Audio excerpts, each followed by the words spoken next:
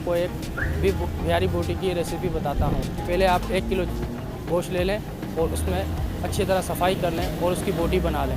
बोटी बनाने के बाद आप एक बोल में उसको रखिए और उसमें पपीता और लहसुन अदरक ये मशीन से ग्राइंडर कर लें या मशीन से निकलवा के आप उसमें मैरिनेट कर लें। उसके बाद हम इसमें डालेंगे अपने हिसाब से नमक, पिसी हुई मिर्ची, गरम मसाला, ज़ीरा पाउडर और अपने हिसाब से डालेंगे इसमें दही और ऑयल और इसको हम मैरिनेट कर लेंगे और कम से कम इसे हम 1.5 घंटा छोड़ देंगे। 1.5 घंटे के बाद हम इसको सीख पर लगाएंगे। सीख पर लगाने के बाद इसको आप कोयला जला लें। कोयला लकड़ी वाला ना हो, प्योर कोयला हो। कोयले को तैयार कर लें, फुल रेड होना चाहिए। रेड होने के बाद ताव को सेट कर लें आप। सेट करने के बाद सीख को अंगीठी पर आप रख दें।